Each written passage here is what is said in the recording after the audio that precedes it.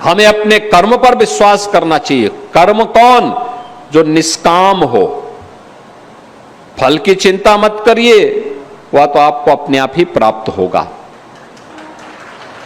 आप बताइए ना, अगर आप बबूल का पेड़ लगाएंगे और उम्मीद करेंगे कि उसमें आम आएंगे, तो क्या आम आ जाएंगे? नहीं आएगा। इसके लिए आम का ही पौधा लगाना पड़ेगा, मेहनत करनी पड़ेगी, तब 5 साल 7 साल के बाद आपको आम खाने के लिए प्राप्त होगा और एक लंबे समय तक आपको इसका आनंद प्राप्त होगा। बाग लगाएंगे, लोगों को भी खिलाएंगे और व्यवसाय भी कर सकते हैं। बहुत कुछ हो सकता है। ये कर्म पर निर्भर करता है, जैसा करेंगे वैसा फल प्राप्त करेंगे। और यही हमारे इन पूज्य संतों की वाणी रही है।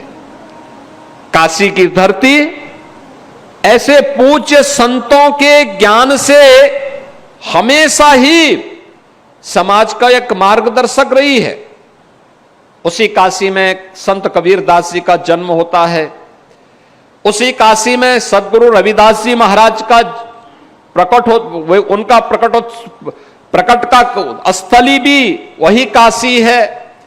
वही काशी है जिसमें अनेक ऐसे पूज्य संतों ने अपनी साधना से प्राप्त सिद्धि के माध्यम से लोक कल्याण का मार्ग प्रशस्त किया।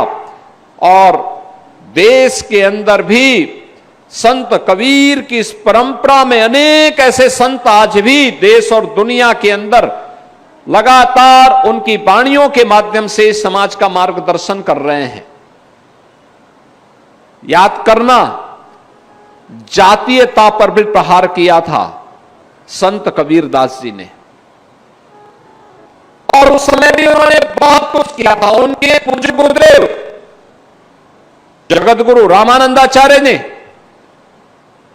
उस समय उन्होंने इस बारे में कहा था, जातीय विसंगतियों पर और उस समय की छुआछूत और अस्पृश्यता के भाव पर भी उन्होंने बहुत प्रभावी हमला किया था। उन्होंने उस समय कहा था कि जाति पाति पूछे नहीं कोई, हरि को भजे सो हरि का होई। यानी जो ये जाति पाति का बंधन जब तक टूटेगा नहीं, ये देश की गुलामी का कारण था। यानी जो देश की गुलामी का कारण रहा हो, जिसके कारण हमारा अस्तित्व संकट में खड़ा हुआ था, जिन कारणों से हमारी आस्था पर प्रहार हो रहा था, जिन कारणों से हमारे धर्मस्थल अपवित्र हुए थे, जिन कारणों से हमारी उस समय की पीढ़ी के सामने अस्तित्व का संकट खड़ा हुआ था, उनमें से समाज का विभाजन एक प्रमुख कारण रहा है।